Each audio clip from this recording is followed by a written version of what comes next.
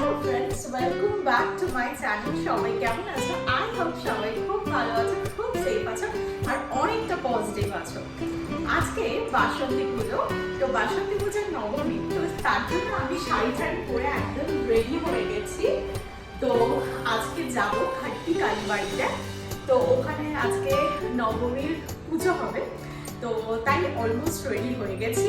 এবার জাস্ট ব্যাগটা নেবো আর বেরোবো, তোমাদেরকেও সঙ্গে নিয়ে যাব।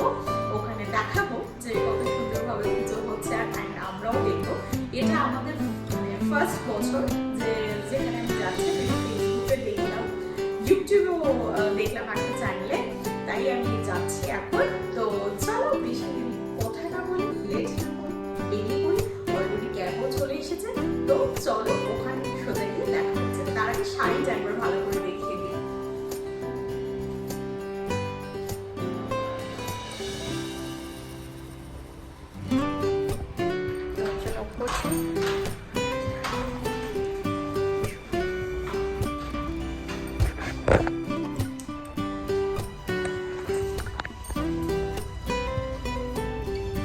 কি গো, এক্সাইটেড?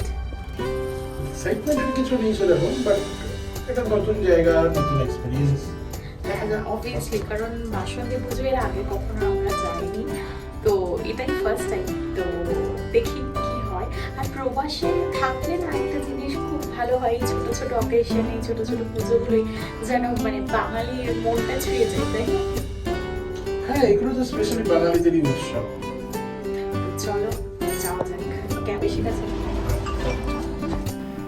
আজ বাসন্তী পুজোর নবমী আর বারটা হচ্ছে রবিবার। দুটিতে তাড়াতাড়ি লাঞ্চ করে বেরিয়ে পড়েছি। ইচ্ছা ছিল গোটা সন্ধে মন্দিরে বসে কাটাবো, যেমনি ভাবা তেমনি কাজ। তাড়াতাড়ি লাঞ্চ করে দুটিতে বেরিয়ে পড়েছি। আর ফেসবুক বা ইউটিউব থেকে না এইটা দেখেছিলাম, খাটকি কালীবাড়ির যে টেম্পলটা করা হয়েছে খুব সুন্দর করেছে, বদ্রীনাথের মন্দিরের স্টাইলে করেছে, সেই আদলে। আর আপনাদের সঙ্গেও আমি না পুরো আরতিটা শেয়ার করেছি। যারা হয়তো আসতে পারেননি বা বাড়িতে বসে ভিডিওটা দেখবেন, আপনাদের দেখার জন্য রিকোয়েস্ট রইল, খুব ভালো লাগবে। আর এই যেতে যেতে ভাবলাম আপনাদের সঙ্গে একটা পৌরাণিক কাহিনী শেয়ার করি, তাতে হয়তো আপনাদেরও ভালো লাগবে, হয়তো অনেকেই জানেন। তো মনে হলো যে একবার শেয়ার করি। তো চলুন পথে যেতে যেতে চট করে একটু একটা ছোট্ট কাহিনী শেয়ার করে নিই। আমরা জানি আশ্বিন মাসে দুর্গাপুজো হয়ে থাকে, কিন্তু আদি দুর্গাপুজো কিন্তু চৈত্র মাসে হতো, যা বাসন্তী পূজা নামে আমাদের কাছে পরিচিত। দেবী দুর্গার প্রথম পূজারী হিসাবে চণ্ডীতে রাজা সুরতের নাম উল্লেখ রয়েছে। যোদ্ধা হিসাবে রাজা সুরত ছিলেন খুব দক্ষ। কোনো যুদ্ধে নাকি তিনি কখনো হেরে যাননি। একদিন প্রতিবেশী রাজ্যে তাকে আক্রমণ করলে তিনি পরাজিত হন। এই সুযোগে তার সভাসদরা লুটপাট চালায়। নিজের কাছে লোকেদের এমন আচরণে তিনি অবাক হয়ে যান। এই সময় তিনি ঘুরতে ঘুরতে ঋষি মেধেশের আশ্রমে পৌঁছান। ঋষি তাকে সেখানেই থাকতে বলেন, কিন্তু রাজার মনে শান্তি পান না। এর মধ্যে একদিন তার সঙ্গে সমাধি বলে একজনের দেখা হয়। তিনি জানতে পারেন সমাধিকে তার স্ত্রী ও ছেলে বাড়ি থেকে তাড়িয়ে দিয়েছে। তবু তিনি বউ ছেলের ভালো মন্দ এখনো ভেবে চলেছেন। তারা দুজনেই বিস্মিত হলেন যে যাদের কারণে আজ তারা সব হারিয়েছে, এখনো তারা তাদের ভালো চেয়ে যাচ্ছেন। ঋষিকে কথা জানাতেই তিনি বলেন যে এ সবই মহামায়ার ইচ্ছা। এরপর ঋষি মহামায়ার কাহিনী বর্ণনা করেন। ঋষির পরামর্শ মতোই রাজা কঠিন তপস্যা শুরু করে। পরে মহামায়ার আশীর্বাদ পেতেই রাজা বসন্তকালে শুক্লপক্ষে দেবী দুর্গার পুজো শুরু করে। সেই সময় থেকেই শুরু হয়েছিল বাসন্তী পুজো। চৈত্র মাসে শুক্লপক্ষে অষ্টমী তিথি থেকে শুরু করে নবমী পর্যন্ত এই পুজো অনুষ্ঠিত হয়, যা বসন্ত ঋতুর প্রথম পুজো হিসাবে পরিচিত। অনেক ঐতিহাসিক ও ধর্মীয় সূত্রানুসারে বাসন্তী পুজোকে আদি বা প্রথম দুর্গাপুজো হিসেবে ধরা হয়, যা পরে শরৎকালে অনুষ্ঠিত শারদীয় দুর্গাপুজোর মাধ্যমে জনপ্রিয়তা লাভ করে। রামচন্দ্রের রাবণ বধের আগে শরৎকালে দেবী দুর্গার পুজো করেন, যা অকালবোধন নামে পরিচিত। কিন্তু বাসন্তী পুজো বসন্তকালে অনুষ্ঠিত হওয়ার কারণে এটি আদি পূজা হিসাবেই গণ্য করা হয়। আমার এই ভিডিওর মাধ্যমে যারা আজকে এই বাসন্তী পুজোর মা দুর্গার এই রূপ দেখছেন, আশা করি মা সকলকে সমস্ত দুঃখ থেকে যেন বার করতে সাহায্য করেন। সবাই খুব ভালো থাকবেন, খুব সুস্থ থাকবেন। আর আশা করি আজকের পুজো, যেটা আপনাদের সামনে তুলে ধরতে পেরেছি, খাটকি কালীবাড়ির যে পুজোটা, আশা করি আপনারা খুব এনজয় করবেন এই পুজোটা দেখে। তো চলুন, আশা করি এরপরে আরতিটাও দেখাবো, আর একবার পুরো মন্দিরটাও আপনাদের শেয়ার করবো। আগে একটা ভিডিওতে পুরো মন্দিরটাও শেয়ার করেছিলাম দিওয়ালির টাইমে, আজকেও একবার আপনাদের পুরো মন্দিরটা একটা ট্যুর দিয়ে দেব। চলুন। জানেন তো, আরও একটা বিষয়ের কারণে এই মন্দিরে এলেই আমার মনটা ভালো হয়ে যায়, সেটা হচ্ছে বাংলা ভাষা। এই মন্দিরে ঢোকার সঙ্গে সঙ্গেই আশপাশ থেকে এত বাংলা ভাষা শুনি, যেটা শুনলেই মনটা ভালো হয়ে যায়। তো চলুন, অনেকটা বলে ফেললাম, এবার আপনাদের পুরো মন্দিরের ট্যুরটা একবার আপনাদের দেব।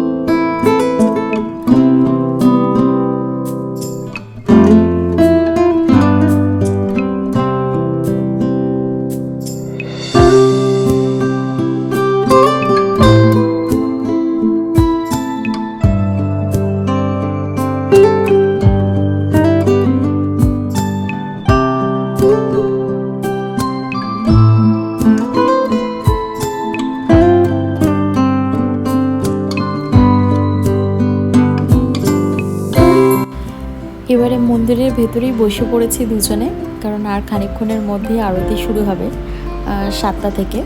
তো তাই বসে পড়েছি মূর্তির সামনেই একদম। আর আরও একটা বিষয়, যখন আরতিটা ভিডিও করেছি, তখন ভাববেন না যে একদম এরকমই ফাঁকা ফাঁকা ছিল। তখন প্রচুর ভিড় হয়ে গেছিলো, প্রচুর লোক ছিল। আমি ঠেলাঠেলি করে সামনে গিয়েই আপনাদের জন্য সেই ভিডিওটা তুলেছি। তো চলুন।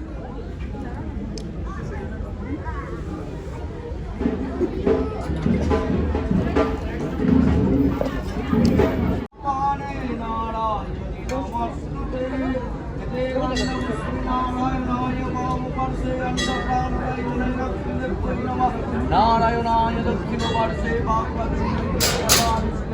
सरस्वती नमः अमृताय नित्यनमये संगरजटगिरिनीपं चारुचन्दावकं संगरतराकल्पुजरङ्गं परसामीकवरभीतिहस्तं प्रसन्नं भक्तकीर्तिमपसानं कृपानं विश्वस्तं विश्वविजयं निखिलभयहरं पंचव्रतं त्रिनेत्रं हम हर हर हर हर शिव शंभो स्वयंभो नमः शिवाय नमः ईशगंध पुष्प शिवाय नमः धूपदि शिवाय नमः इष्टान्न शिवाय नमः प्राणभूषणं नमः शिवाय नमः शिवाय संताय कारणात्तय हेतवे निवेदयामि जगमानं अंगति परमेश्वरा।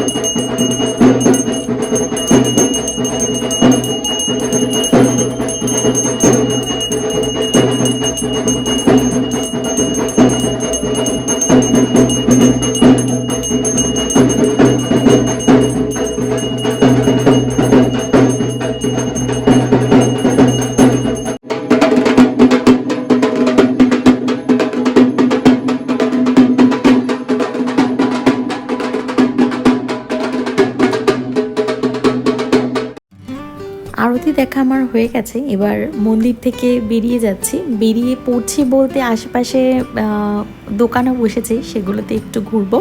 আর প্যান্ডেলে এখন লাইটিংটাও বেশ জ্বালিয়ে দিয়েছে, যেহেতু সন্ধেবেলা আরতি হচ্ছিল। তো প্যান্ডেলটা এত অপূর্ব লাগছিল যে সত্যি মানে সেটা না ক্যাপচার করলে বোধহয় হতো না। তো সেটা একবার আপনাদের সাথে শেয়ার করলাম, যে একবার দেখুন যে মানে কতটা সুন্দর লাগছে প্যান্ডেলটা।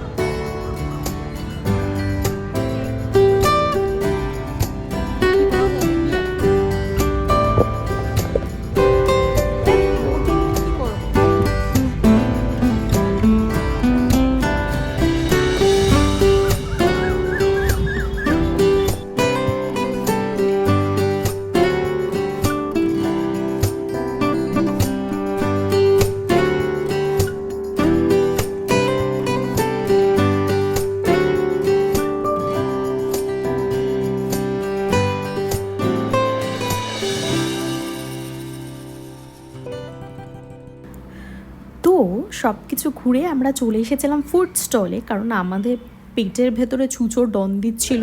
অনেক আগেই খেয়েছিলাম, লাঞ্চ করে বেরিয়েছিলাম, সন্ধ্যেবেলা কোনো রকম টিফিন করিনি।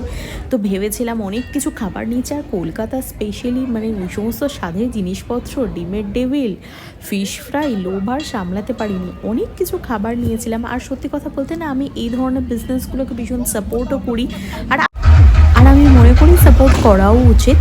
হ্যাঁ, রাস্তায় যখন আসছিলাম তখন রামনবমীর জন্য অনেক প্রোগ্রাম হচ্ছিল অনেক জায়গাতে, তো তাই ভাবলাম যে আপনাদের সঙ্গেও একটু শেয়ার করি।